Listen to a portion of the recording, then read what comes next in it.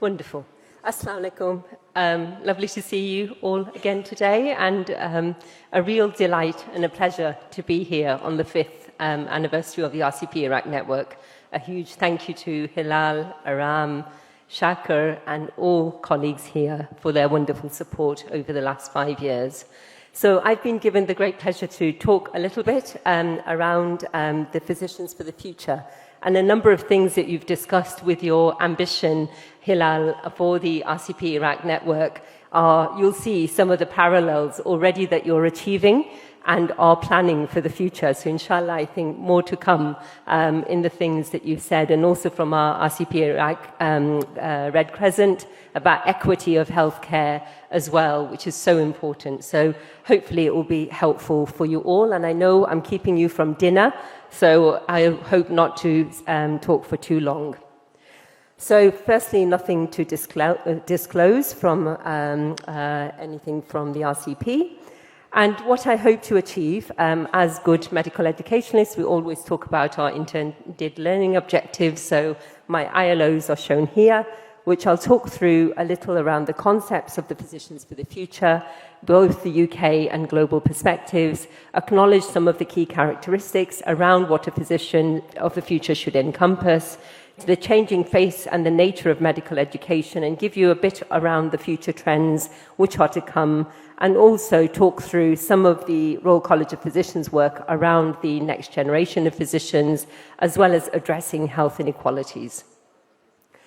So a quote to begin with, and this is a quote from an American physician from around the 50s, and I think it's still very relevant in the sense that he said that I believe the doctor of the future will be a teacher as well as a physician. And I think the strength of medical education that we've been talking about, not just today, but over all my time with the RCP Iraq Network and physicians, is a cornerstone medical education of what we do here within the network, but also for the future physician development as well.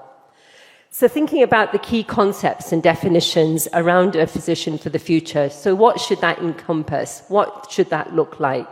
So it's more of a vision for a more adaptive, patient-centered, technologically proficient person, incorporating collaboration, patient-centeredness, interdisciplinary work, rather than a single organization. And some of these concepts we talked about this morning when we did the metabolic syndrome interdisciplinary approach work as well, that gone are the days where it's just single specialty. It's how we think about holistic, more patient-centered work. And yes, there's technology within this around AI and telemedicine, and those things are important to drive those kind of aims around personalized care. And understanding the patient's needs from a holistic patient care perspective, the wider patient, not just on a system-based approach. So the physician of the future, good old AI. So one, the Canadian Medical Education Journal talked about this. What would the physician of the future look like? And this is what they came up with. So young female of an ambiguous race, so women make up more than 50% of the, certainly the medical school output, and that embraces in itself the diversity of the medical profession. That focus, somebody looking on the phone, I think my children look at the phone more than they look at people, and that emphasis around the growing impact of technology in our lives and also in medicine. That map over her shoulders thinks about more around the perhaps climate health, but also the challenges around globalization. And lastly, the clouds at the back represent that uncertainty of the future, which I guess we all are concerned about. But the key characteristics around the physicians of the future. So technologically proficient, something that probably I need to learn and embrace more so around whether it's AI, technology, wider diagnostics, and personalizing treatments, and deliver care in much more sort of that individualized way. Being holistic and community orientated, even within the UK, there's very much of a shift of hospital to community and how we think about how care will be delivered closer to home. And again, as we said, beyond just system specific. Precision focus, particularly for our precision medicine framework as well, and collaborative and flexible, which is what we would wish for all medical physicianly specialties. And that's shifting focus of practice. So few diagnostic experts, as the general thinking is that AI will provide a big role around diagnostics. However, there is that enhanced need for generalism as well, and the thought around the specialized technical skills as well. And what are the essential skills and training? So, of course, communication skills at the heart of everything that we do. We did our PACES workshop this afternoon, and again, lots of emphasis around how we communicate our verbal language, our non-verbal language, and particularly with our patients. It's so important to get that right, to kind of be that empathic, compassionate doctor who cares and who truly is invested in how they manage their conditions as well. And that adaptability and lifelong learning, which again is a basis of medical education.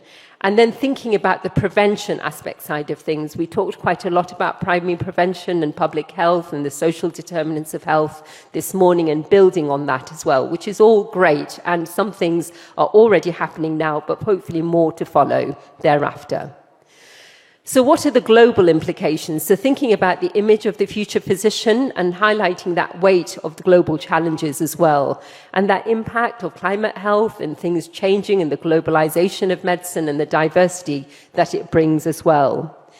When you think about the global health workforce now and the medical workforce, even in the UK, for the first time last year in 2024, there were more doctors from an ethnic minority background on the GMC, our regulator, registered than white doctors. So we're no longer the ethnic minority, it's more of a majority, certainly within the UK. And 2/3 of the doctors joining the NHS were non-UK white graduates over the last few years. And locally employed doctors are our fastest growing workforce. These are those who are in non-traditional training pathways. And again, more women in the workforce, broadly speaking, but there's still that disparity in senior leadership positions, something I talk about a lot. And again, women leadership and progression is something that I'm very much invested in. And even in the UK, for the college, it took 500 years to have a woman of colour leading the college. So it takes time, but I think change is happening and happening in the right direction. So that equality and inclusion and equity, more broadly speaking, is really important for our workforce, but also in healthcare per se. And then the good medical practice, the principles were changed, the good medical practice framework over the last few years. And again, much more focus on compassion and empathy and creating supportive cultures, and much more promoting patient-centered care, tackling discrimination, and championing fair and inclusive leadership, something I'm very much committed to in my role, but also in the wider roles that I lead. And then the updated standards on the right-hand side about knowledge, skills, and development, and then patient partnership and communication, again, enhancing that kind of need. And also thinking about culture, trust, professionalism, all these really important qualities, both as a physician, but also I feel as a human being. And what's been happening to medical education? So over the last 20 or so years, there's been lots and lots of changes, and certainly we've moved away from that didactic learning to much more problem-based learning and case-based learning. When I was at medical school, it was very much 200 people in a lecture theatre and just trying to absorb lots of information. But it's very much changed now to much more problem-based and case-based learning, which I feel is the right direction. And that focus on integrated learning, competency-based curricula, assessment methods, as you know, have changed as well. Again, no long essays regurgitating facts. It's very much about integrated learning and now entrustment professional activities beyond OSCEs and workplace-based assessments. And that wider focus on professionalism, we all know good doctors, it's not just about knowledge and skills, it's about professional behaviour and how people are day to day, and that compassion and empathy and how that comes across. And those more positive professionalism skills are really important to instill early. And that impact of the educational environment on learning and assessment as well. And of course, very importantly, student, trainee and trainer wellbeing and support. If we've learned anything from COVID, is that wider support for wellbeing is absolutely crucial. And what we did, this was one of our college reports from around 2018, which talked about the gap in what we teach within medical education and what we expect people to do on the ground. And there is that real disparity in what is taught and what we do, and that shifting context with an aging population, with complex comorbidity. We talked quite a lot this morning about multimorbidity and the holistic patient care, and also changing patient and societal demands. I know that my grandfather in India was seen as God as a doctor. I don't think my patients see me like that. If anything, you work with your patients as a partnership, and they will come, Dr. Google will probably know more answers, they feel, than we would do as very trained professionals. So that remit of a doctor is changing. And of course, then the medical training thereafter needs to change to reflect that. And the roles of a doctor over the years on the right-hand side has changed as well. And we're much more of a patient partner, working more as an educator, as a researcher, as a manager, so many different roles that we take on. And again, the education aspect side of things and how we train should reflect that. So what are the goals of modern medical education? And these are listed here. But standardizing learning outcomes is very important. The need to include technology and AI. We've been discussing that more recently about curricula rewriting, even in the UK. And I think that's a wider need more globally as well. And in practice, we must integrate the learning of that kind of knowledge, skills, behavior, and that innovation should be a continuous process. And all stakeholders working in parallel and together. So whether it's the medical schools, the teaching hospitals, the wider deliverers of healthcare should be engaged in delivery of this and developing, the physicians of the future. The GMC have the generic professional capabilities, and that talks about the interdependence of essential capabilities.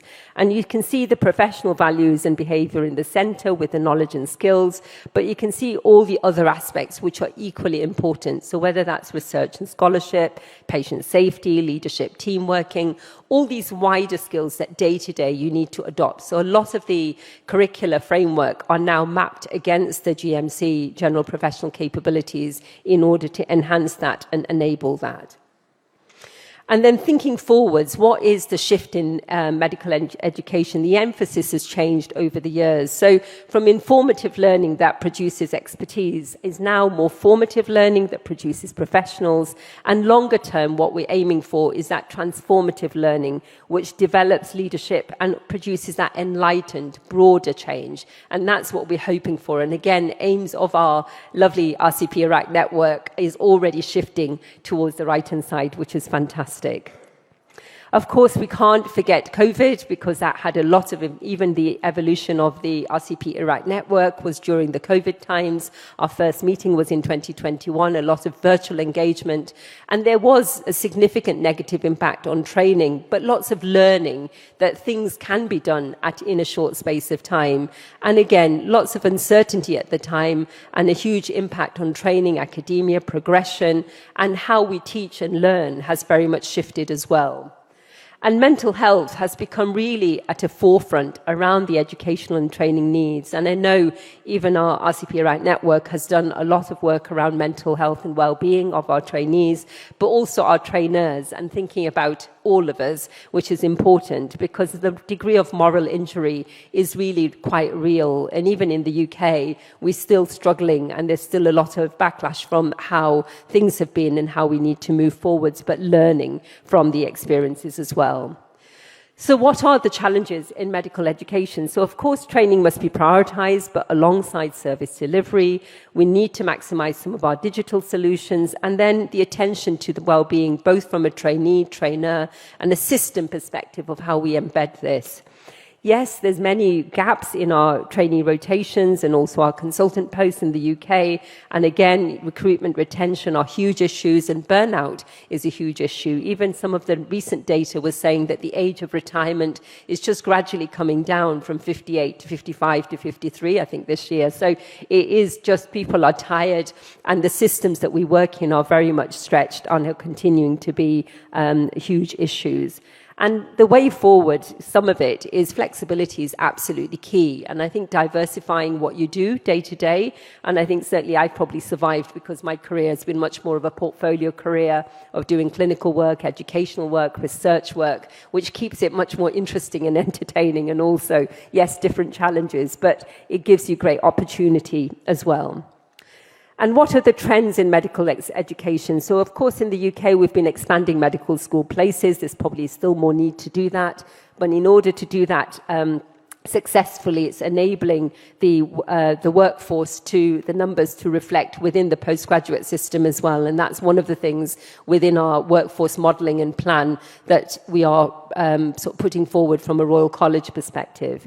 Of course, hybrid learning is here to stay, and integrated curricula we need to think through more so as well. Mental health has become more of a focus, as I've talked about. And then again, how our educational systems embrace more equity, inclusion and diversity within all of what we do. The GMC set lots of targets around race equality, and a lot of this is around fair training cultures. So how do we better support our individual trainees, our students in the learning environments? How do we support our trainers to support our trainees as well, to create inclusive, supportive training environments? And then I've done a lot of work, and I've been leading work around the differential attainment gap. Why is it that people from different backgrounds have differential outcomes? And again, lots of understanding there, but lots of work to do to support. And much of the work that we've done is building on the evidence of what works. So the greatest barrier has been the lack of intervention to drive the change. But we've done a lot of research and a lot of interventions which have shown things do work. So mentoring works, peer support is helping, earlier identification and then targeting support helps as well. Improving the quality of feedback, exam preparation and more targeted support, and then the training of the trainers to better support the individual trainees.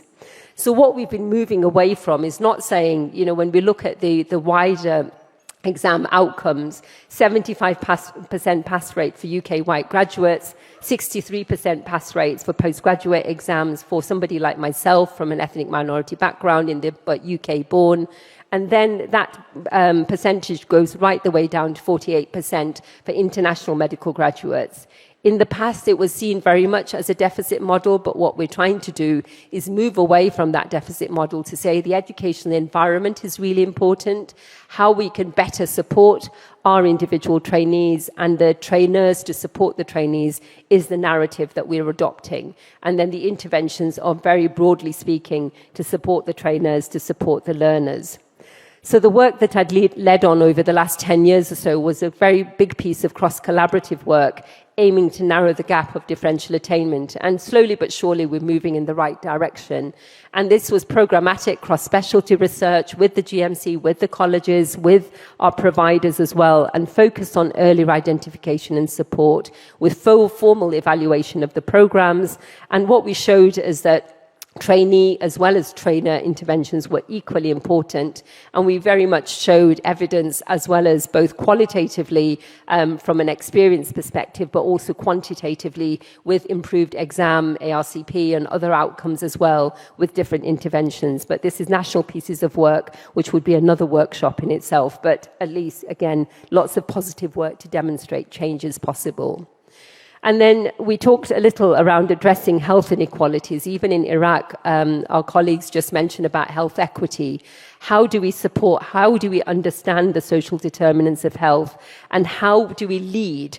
So you gave me a challenge about system leadership to drive health system initiatives. And we've done some work already within RCP in the UK, and of course, very, very happy to support our Iraqi colleagues to take this further and drive health equity here in Iraq as well. Something close to my heart. I grew up in a very deprived community, and I think not having the access to healthcare, not having access to the right education, all the opportunities is not good. And yes, we can all make change and come together, but coming together and driving that from a system perspective will drive meaningful change. So very keen to support you with that. And within the UK, over the last 12 months or so, we've had the big review of our National Health Service. And the three big shifts that they talk about is moving away from healthcare from the hospital to the community, from analog to digital, from sickness to prevention. And it's a very ambitious model, but I think it's a good model. It's more the how we're going to deliver this. And we've been talking about having a mission delivery board, bringing all the departments together to influence those social determinants of health, and having much more of a cross-government strategy to achieve health equity. And again, I would challenge you to say this needs to be government-led, but certainly delivered in partnership and in collaboration. So it is possible, but it's getting the buy-in from the stakeholders, which is really, really key. And looking at it from lots of different perspectives. So our programme of work has been very much engaging with the key stakeholders in the UK, public health organisations, and that driving that work on prevention. So whether it's around, tobacco vape spill, junk food, minimum unit alcohol pricing, we had lots of discussion around that this morning as well, but it's influencing policy and process to drive sustained change. And that preventative model is absolutely key to help address some of these social determinants and achieve health equity. So the final few things around our next generation of work. So this has been really exciting. So this time last year, 15th of October, we started our next generation campaign for the RCP. And this year we've said 2025 is the year of our next gen at the RCP, bringing our next generation of doctors front and centre. Now, Hilal has been doing this already from 2021 since the initiation. So we are following the RCP Iraq Network, as in the RCP Iraq Network has been very much driven by the next generation of doctors and for the next generation of doctors. But within the work that we've been doing, we're supporting and empowering our residents to deliver the best possible care, and also we've been asking for a radical reform for our postgraduate medical training. And just recently, we've had the first phase of the diagnostic medical review, which talks about that radical reform is needed for our postgraduate medical training. And we've run campaigns on our recruitment issues, around our training issues, the community shift and expansion of places, as well as compassionate leadership and lots of things. So this has been quite exciting. And it'd be great to have representation from our RCP Iraq network within our next generation groups, so we can learn from the different systems as well. And that has been chaired and supported by our resident doctor foundation groups as well in the UK. And we've led campaigns, as I've mentioned, for the 10-year workforce plan. We've just submitted our submission for that national plan today, and expansion of our medical school places and the review of medical training, which again is underway. So, campaigns like this can drive meaningful change, and it's been really heartening to see our resident doctors leading this. Other things, I guess, to consider when you think about trends, and again, a lot of the workshops today, as well as over the last few years from the RCP Iraq Network, has been adapting some of the teaching and the learning trends in medical education. So you're well ahead about thinking about different ways of learning and teaching. My children certainly don't learn in the way that I used to do in the lecture theatre. They'd probably walk out and say, this is boring. But, it's like short-term learning, different ways of learning, whether it's on your phone, whether it's on YouTube videos and things, synchronous, asynchronous learning, thinking about different methods of delivery. And again, the how we train has changed as well, and AI, virtual reality, robotics, all these things are driving the way forwards. And again, lots of great workshops, even at this conference, but also as part of the RCP Iraq Network, which is driving that change already. And different professions, there's so many new professions that have come to light over the last 3 or 5 years, whether it's learning technologists, precision medicine technologists, so many different professions to consider. And again, we just need to think how we can embed this. I think AI and technology is here to stay, and it's how we embrace this change and drive meaningful change together. I think one of my last slides is whether AI will take over and whether all our jobs will go, but I don't think that's the case, but I'll summarize that in the end. And the assessment trends, the usual Miller's pyramid, but when you think about that, where are we now? We're on the highest stage, that's what we're aiming for. So not even just the workplace-based assessment, we're on the trusted model at the top, where the entrustment professional activities take center stage, and we're thinking about how people not just integrate their knowledge and skills, but how they can be entrusted within those skills to deliver at an independent level. And then the Bloom taxonomy looks at it from the opposite side. So we're again thinking about the higher order learning and thinking of analysis, evaluating, creating, and all these things also again within the RCP network. I know I've taught on this within some of the medical education modules, but also instilling this early so that our next generation are very much on board and are teaching these skills to the next generation to follow. The capabilities in practice is what we have within our curricular frameworks. And again, we had a very good discussion this morning with the Infectious Diseases Society. And again, looking at the curricular frameworks. How do your curricula, how do your assessment framework works? And how we can improve and support you within that journey as well. Because again, there's lots of learning across different healthcare systems as well as different training models as well. So what are the opportunities? I feel opportunities are loads. I always think about things in a slightly positive way as best as I can, but flexibility is absolutely key. My career wouldn't be where I am unless I had flexibility in my training pathway, but also within my career as well. We need to improve the training environment. We need to improve our educational offer, optimize the use of technology, and those kind of portfolio opportunities early. My medical students and foundation doctors will say, I want to do what you do now, having that diverse portfolio. And I'd be like, it took me 25 years to get where I am. But I think it's still possible to drive and do things differently at an early stage. That's probably about the only way we're going to keep our doctors within the healthcare system. Otherwise, they're all going, or many are going to do different things.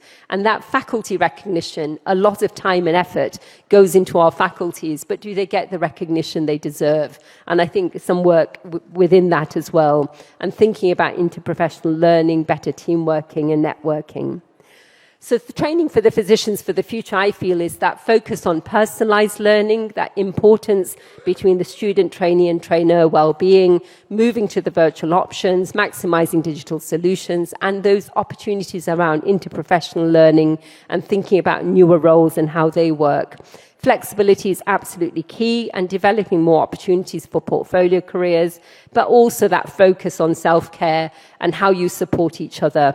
It is a difficult world. It's, challenging what we do. Even Aram couldn't speak because he's been worked too hard over the last few days. We all need to better look after each other. And that need for compassionate leadership right from the top is really, really important. And I'm sure I always talk about how we nurture and cultivate compassionate leadership, how we listen better, how we develop that empathy, that connection, and hearing and listening. Even when we're doing the communication skills workshop, how do we actively listen and support each other within the journeys that we go through?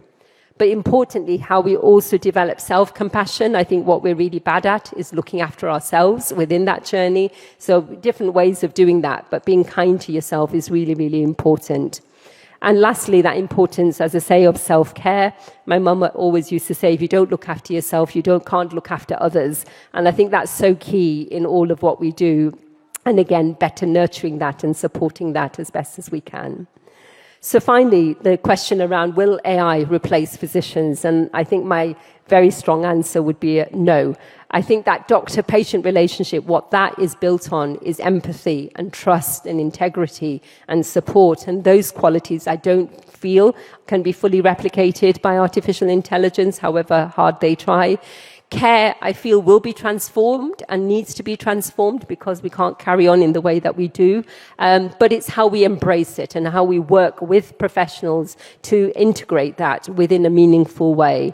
And yes, some of the things that we do, which could be automated, should be automated to prevent and create more time for us to then develop and grow and nurture and spend more times with our patients, which I think is absolutely key as well. So I hope I've covered some of the intended learning objectives I set out at the start of the talk, and hopefully I've run through some of these things. And like I say, very happy to discuss with others whilst I'm here some of those core principles as well. And lastly, I can't go without just a few words around celebrating these 5 years of the RCP Iraq Network. Collaboration, advocacy, and inspiring healthcare is your core mission statements, which I completely and truly believe in. And I can't say that enough, that it's been an absolute pleasure and privilege to be part of your journey. Like I say, 19th of February 21 is imprinted in my brain as such a wonderful meeting. I remember at that time when I was Global Vice President, that evening, it was a Friday, Jummah, like today, and I emailed Bod, who was our president then, and said, this is something really special. I've had the best meeting today. And I remember just sending it to the then president and registrar and thinking, this will be something special. And I think you've proved me right. So really, really delighted to be here today. And the breadth of activities you've talked about, it's absolutely inspirational what's been achieved over a short space of time. And the innovation and just the ideas, I think they're very much into like a big field now, not just one flower. I think it is an absolute, kind of inspiration to be part of this wonderful, wonderful network. And I feel lots have been achieved over the past 5 years. Hilal is always very ambitious and a little bit, but I think a lot more can be achieved as well. And I think the next step very much is how we build on the success, but then how we grow wider, whether it's across from a location footprint perspective across the MENA region potentially. But I really liked your idea of how we drive equity in the healthcare systems and drive that equity of access as well as support and care for our patients in Iraq. So it's something that I'd be very much keen to be part and be continuing that journey with you. So huge, huge thank you to you all, and a big round of applause for all of you here. Thank you.